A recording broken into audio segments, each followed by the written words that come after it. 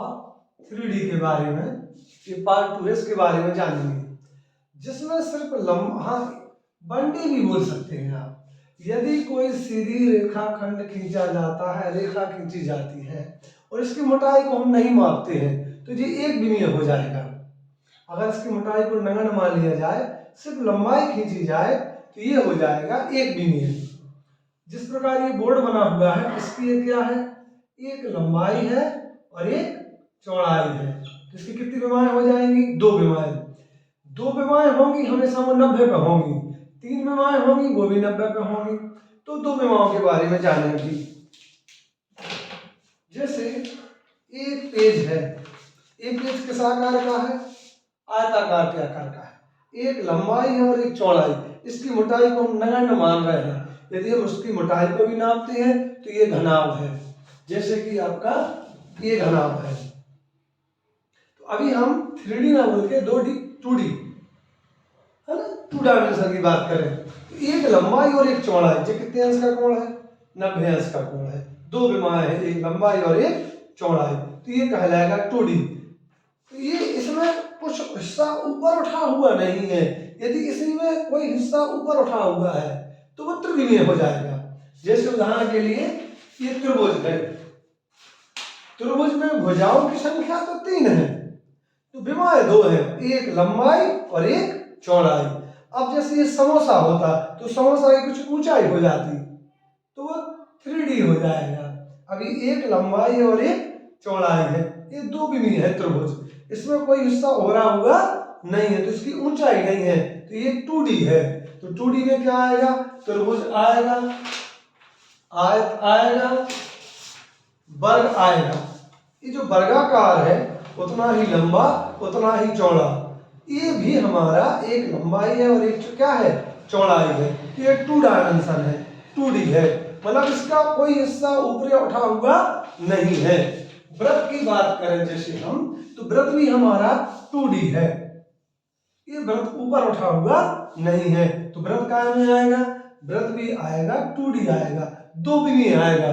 अब इस वृत्त को हम ऊपर उठा दें, मान लीजिए आप उदाहरण के लिए इसको कैसे उठा दें, आप प्याज को आधा काट दें तो प्याज, आधी प्याज आधा गोला होगा तो उसकी ऊंचाई उठी रहेगी, वो भी क्या होगा, त्रिविमीय होगा। और पूरा गोल है तो भी त्रिविमीय होगा, ठीक है। पानी का बलबूचा आधा गोला होता है, वो भी त्रिविमीय होगा। मतलब सतह ऊपर उठ गई तो 3 विमाएं बन जाएंगी, नहीं तो 2 विमीय ही रहेगा। 3 विमाएं जब रहेंगी, जैसे कि ये बॉक्स है, तो ये प्रत्येक विमा दूसरे विमा पे 90 अंश का कोण बनाएगी। ये लंबाई है, ये चौड़ाई है और ये ऊंचाई है। लंबाई और चौड़ाई में कितने अंश का कोण है, 90 का। लंबाई और ऊंचाई में कितने अंश का कोण है, 90 का। चौड़ाई और ऊंचाई में कितने अंश का कोण है, 90 अंश का। तो ये 3 विमाएं हो गई, एक लंबाई, एक चौड़ाई, एक ऊंचाई, ठीक है ना। फलक अलग बात है, एक फलक है, ये दूसरी फलक है, तीसरी फलक है, चौथी फलक है, पांचवी फलक है, 6 फलक। घनाभ जो है 6 फलक होगा। भुजाओं की बात करें तो 1 2 3 4 और 4 नीचे 8 9 10 11 12 भुजाएं होंगी। विमाएं 3 ही होती हैं, तो जिसकी लंबाई भी है, चौड़ाई भी है और ऊंचाई बढ़ गई तो वो क्या हो जाएगा, 3D यानी 3 विमाओं वाला चित्र या आकृति हो जाएगी। 3D में कौन कौन आएगा, 2D में तो आयत आ गया, वर्ग आ गया, ये आयत आएगा, वर्ग आएगा, त्रिभुज आएगा।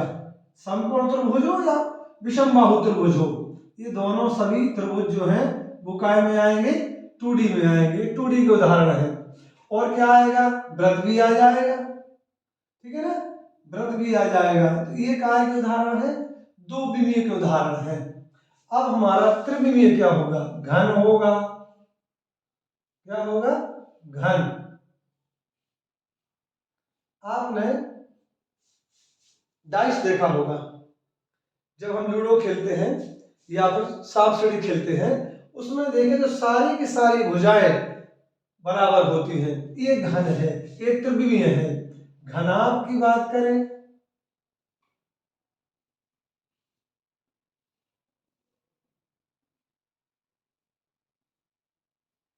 ये घनाभ है, घनाभ भी क्या होगा, त्रिविमीय होगा, और घन भी क्या होगा, त्रिविमीय होगा। और त्रिविमीय क्या होगा, हमारा जैसे उदाहरण लिया अपन ने भी, समोसा का उदाहरण भी ले लिया, तो समोसा जो बनेगा इसमें क्या रहेगी, सतह ऊपर उठी रहेगी, उभरा हुआ रहेगा।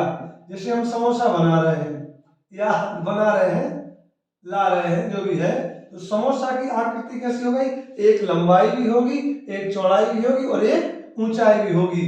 तो जैसे ये जो आकृति है, ये आकृति हमारी प्रिज्म की आकृति भी होती है ना, ऊपर उठा हुआ रहता है, वो भी क्या है, त्रिविमीय है। ठीक है ना। तो घन है, घनाभ है, बेलन है, बेलन भी कैसा है, त्रिविमीय है। शंकु भी कैसा है, त्रिविमीय है। देखिए ये नीचे का इसका हिस्सा, इसका नीचे का हिस्सा कैसा होता है, वृत्ताकार होता है। ठीक है ना। अब इस वृत्ताकार में एक लंबाई होगी और एक चौड़ाई होगी, दोनों त्रिज्याओं का काम करेंगी, और एक लंबाई हो जाएगी, एक क्या हो जाएगी, चौड़ाई। तो दो विमान तो आपकी सीमा हो गई ऐसा, और तीसरी ये बन जाएगी ऊंचाई। यही काम यहाँ होगा, ऊपर की बात करें या नीचे की बात करें, तो जो वृत्ताकार हिस्सा है इसमें एक लंबाई बनेगी, एक चौड़ाई बनेगी समतल में। जैसे कि इसको ले ले, ये बना है हम, तो ये लंबाई, ये चौड़ाई, और ये 80 में रहेगा। तो एक लंबाई है और एक चौड़ाई, और इसको जो ऊपर उठा देंगे, जैसे एक सिक्का है, एक सिक्का और रखे, एक सिक्का और रखे, एक सिक्का और रखे, तो काय का निर्माण हो जाएगा, बेलन का निर्माण हो जाएगा। वास्तव में अगर हम सिक्का कहें तो सिक्का की मोटाई होती है, तो सिक्का बेलनाकार है। रोटी की मोटाई को हम माने तो रोटी भी बेलनाकार है, पर रोटी की मोटाई को अगर हम नहीं माने तो रोटी वृत्ताकार होती, गोल नहीं होती। रोटी का आकार कैसा होता है, वृत्ताकार, और अगर रोटी की मोटाई को लेते हो तो वो बेलन हो जाएगा। तो ये सीधी रेखा जो होती है ये एक विमीय है, रेखा या रेखाखंड ले लें आप, है ना, तो ये क्या हो जाएगा, एक विमा वाला हो जाएगा। लंबाई भी है, चौड़ाई भी है, तो दो विमीय हो जाएगा। लंबाई भी है, चौड़ाई भी है, ऊंचाई भी है। देखो चित्र में बनाना नहीं है, ये लंबाई है, चौड़ाई है, क्या आपको 90 अंश का कोण दिख रहा, नहीं, यहाँ दिख रहा होगा लंबाई और ऊंचाई में। तो इसको आप अपने कमरे में देख सकते हैं या इस बॉक्स में, ये आके 90 पे मुड़ा है, ये आके 90 पे मुड़ा है, ये आके 90 पे मुड़ा है। तो तीन विमाएं, एक लंबाई, एक चौड़ाई और एक ऊंचाई।